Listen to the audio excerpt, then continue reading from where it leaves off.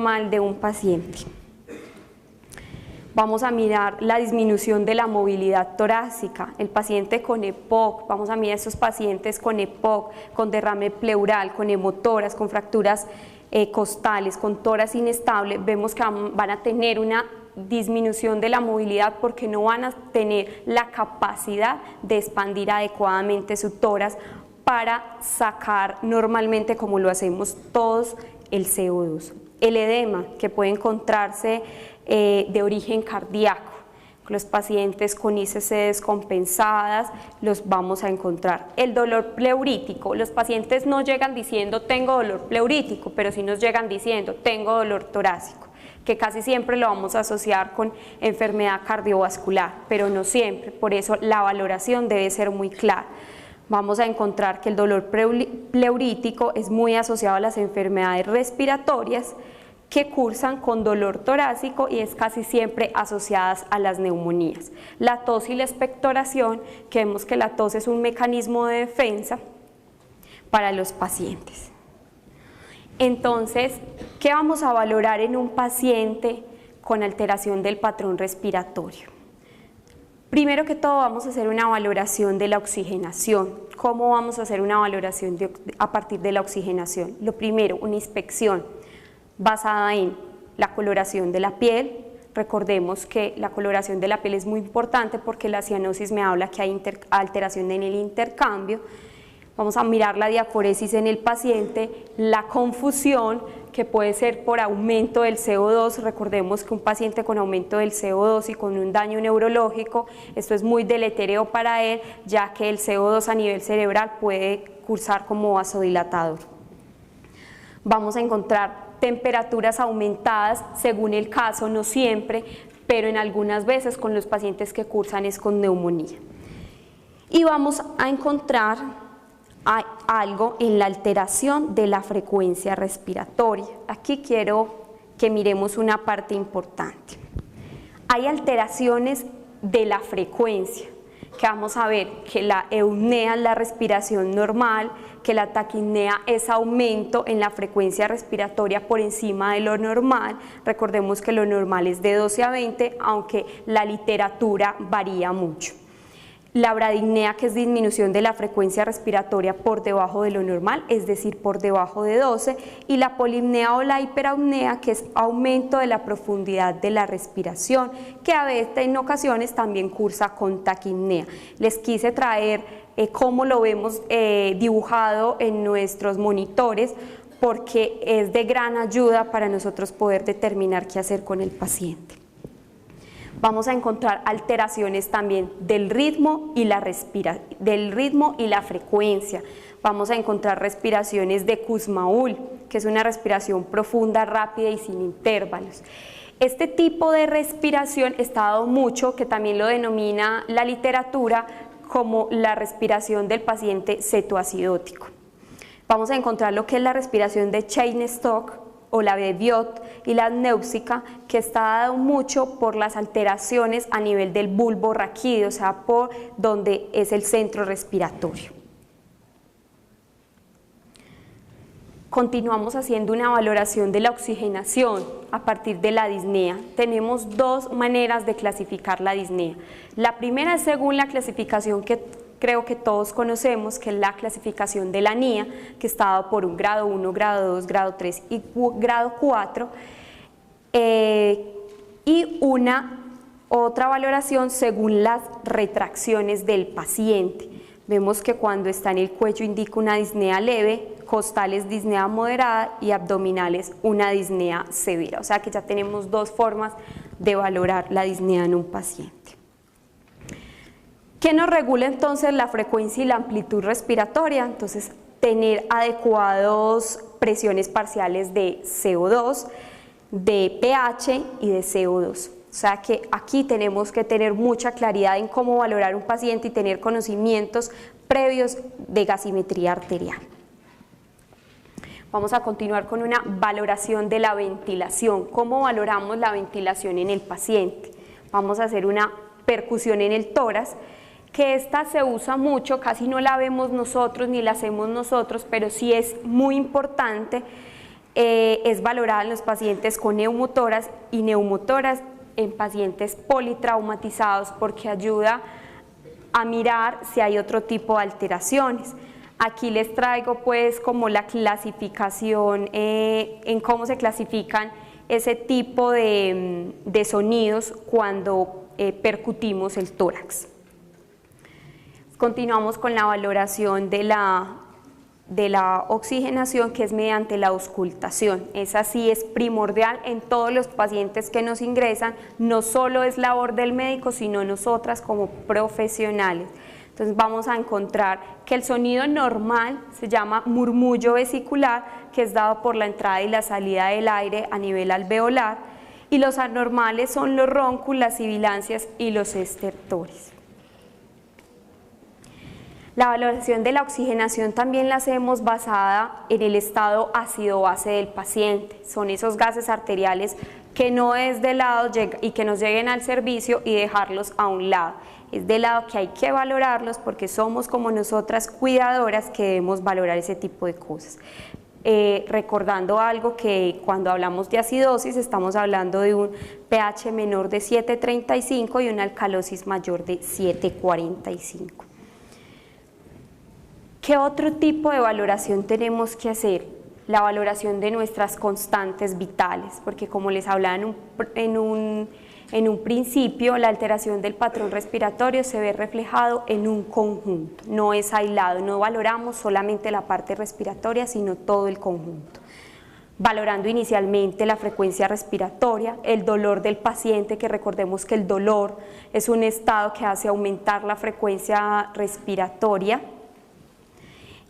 Los pulsos periféricos, porque recordemos que hay un proceso que se llama el de perfusión, y cuando podemos encontrar pulsos disminuidos puede ser que esos lugares donde palpamos los pulsos no estén adecuadamente perfundidos.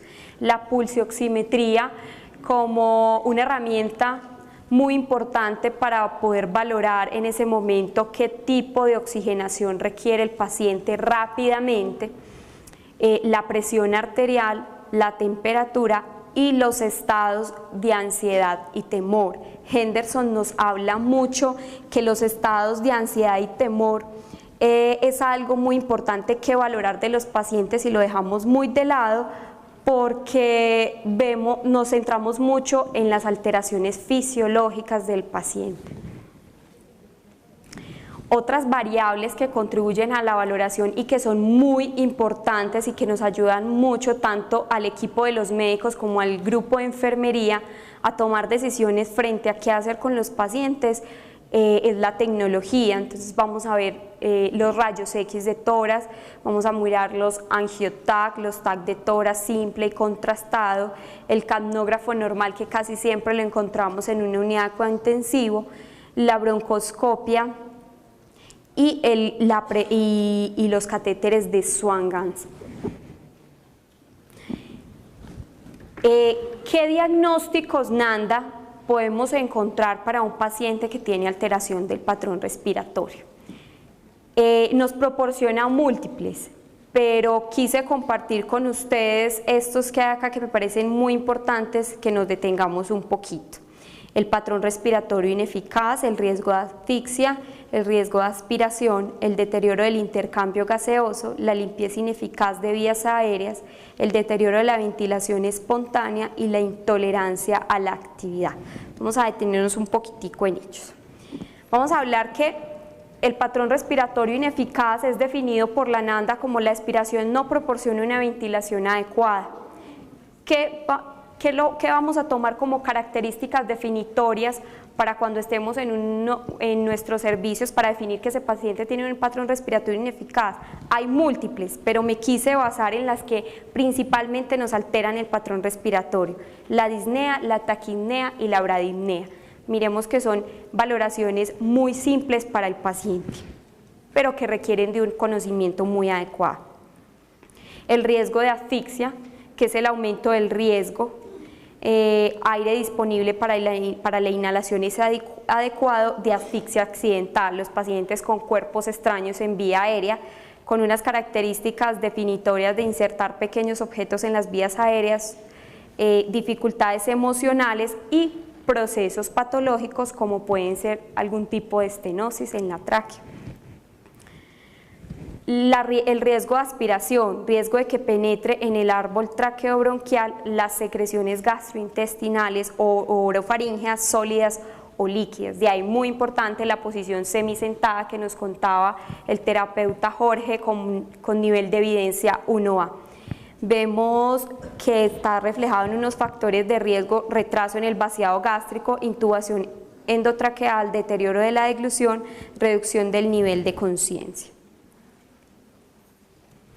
Deterioro del intercambio gaseoso. Solamente podemos hablar, y la NANDA es muy estricto con eso, que hay deterioro del intercambio gaseoso cuando tenemos gasimetría arterial para valorar el paciente. No podemos evaluarla simplemente con saturación de oxígeno. Es definida por ellos como la alteración por exceso o por defecto en la oxigenación o en la eliminación del dióxido de carbono a través de la membrana alveolo-capilar. ¿Qué características definitorias? La gasimetría arterial anormal, la confusión y la taquicardia, porque recordemos que la confusión es signo de que el paciente puede tener aumentado el CO2.